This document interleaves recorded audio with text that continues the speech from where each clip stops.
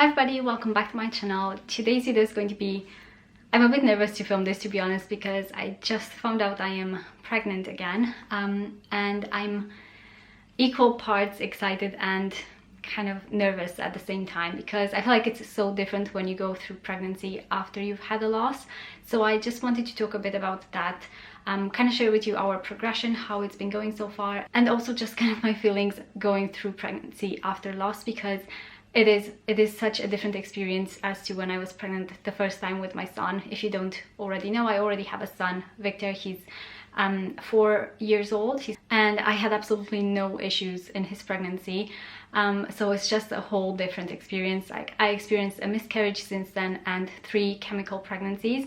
Just to kind of give you a background, I did do a video on our kind of infertility, like secondary infertility story. If you want more details, I'm not going to go through all of that in this video. But yeah, I actually even took multiple pregnancy tests with this pregnancy and with a few of the previous ones which have been chemicals, and it's so different to who I was or how I was in a pregnancy years ago. Like, when I remember when I found out with my son, so I found out, I think I was about 5 weeks pregnant already. I had missed my period.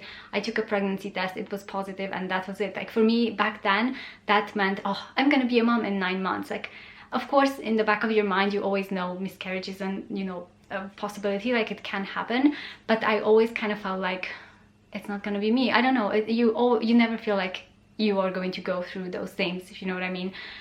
So yeah, back then I took 1 pregnancy test and that was it. I booked in my OB and yeah, had no issues whatsoever. I didn't even think twice. I didn't even think to test more than once, like I did with these pregnancies. And I just think, you know, going through fertility struggles and on this fertility journey, it really changes you.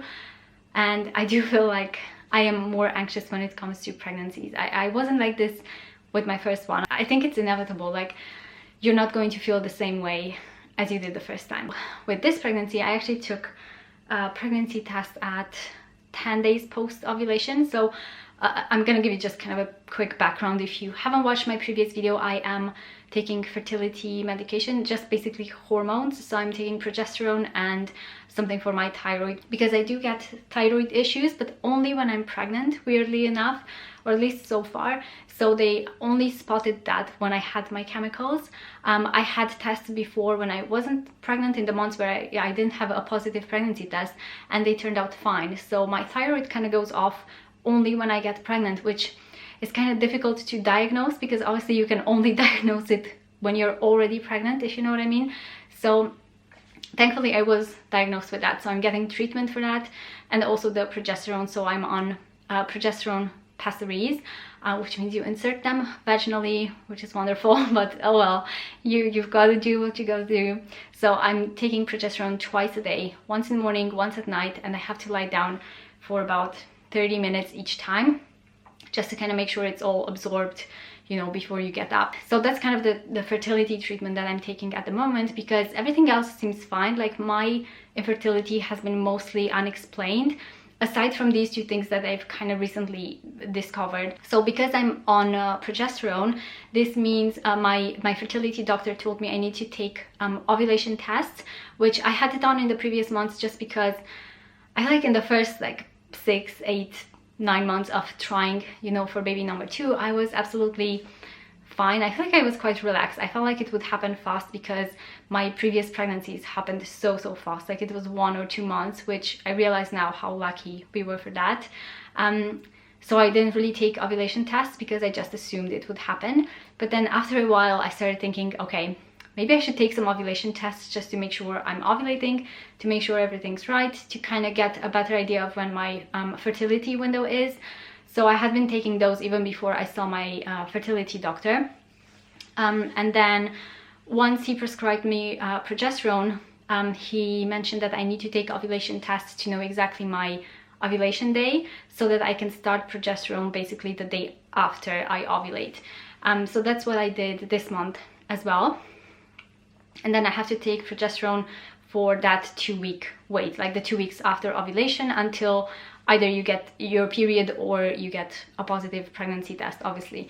And if I get my period, I need to stop the progesterone, or I think I actually have to take pregnancy tests, and if they are negative, like towards the time when my period would come, I would just stop the progesterone so that my period would come, because I think progesterone can stop your period from coming, or it can delay it a bit. So that's kind of the reason why I started taking pregnancy tests a bit earlier than I normally would. Like normally I would just wait for my missed period, because honestly taking a lot of pregnancy tests can actually be really stressful, and I feel like it's a bit damaging. So I've been trying my best in the previous months to only take them when I do miss my period, but this month I did take them earlier because I just wanted to know if I am, you know, if I'm not pregnant, I need to stop them so that my period comes in time. And then if I am pregnant, I actually need to keep taking the progesterone even past those 2 weeks. And I think I will have to, I'm not entirely sure yet. I'm gonna have to, you know, see my midwife and everything to set a plan, but I think I'm gonna have to take progesterone for the entire first trimester or so. We'll see about that, but yeah, at the moment I have to keep taking the progesterone every day, twice a day. So yeah, I took a pregnancy test on 10 days post ovulation, which funnily enough this month I actually ovulated super early. Like I think it was 4 days early or something, which is really weird for me. Like I don't usually have my ovulation that early. I feel like you learn a lot about yourself and your body during this fertility journey, which it can be a plus, right? You just know more about how your body works, how the periods work and everything like that.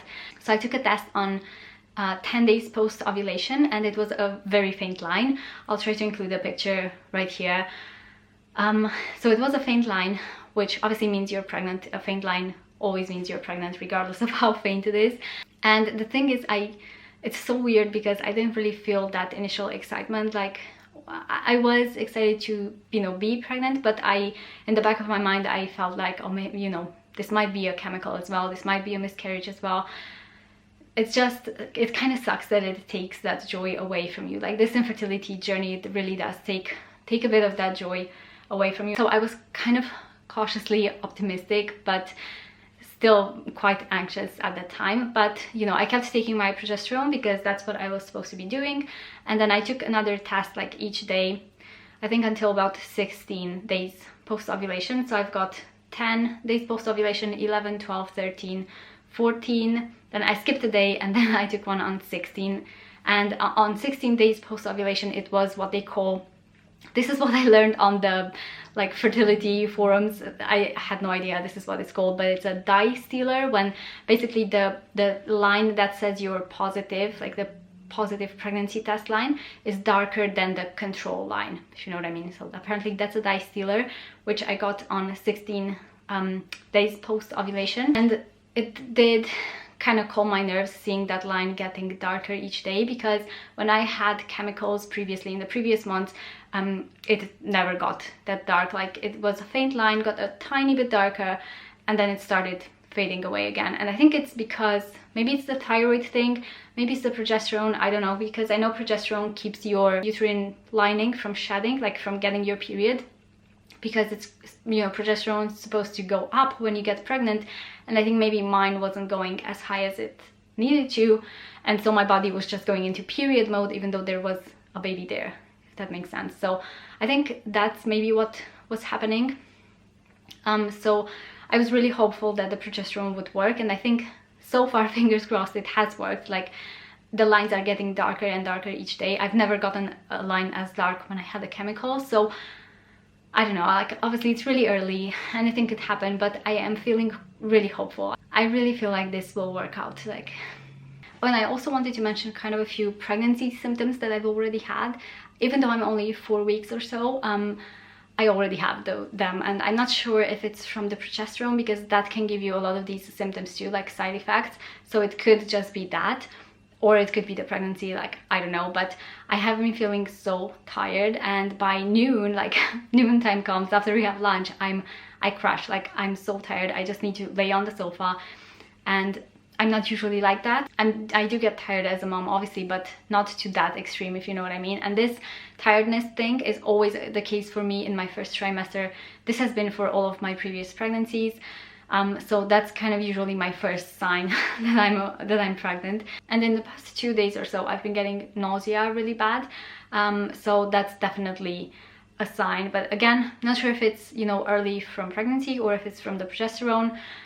Could be, you know, a combo of both. But yeah, those are kind of my main symptoms. I haven't really had anything else going on, but you know, so far so good. Yes, I've contacted my midwife now to book in my first appointment, my first scan, which I know it will be only at 12 weeks or something on the NHS. So I actually think I'm gonna go for an early scan, maybe privately, just for kind of my own peace of mind, because I feel like I need that. I feel like I need that this time around. But yeah, it's just so different being pregnant after having a loss. And you know, I'm just gonna try my best to enjoy this pregnancy and take care of myself as best as I can, because I'm honestly so excited to give Victor a baby brother or sister, and I just really hope it all turns out okay.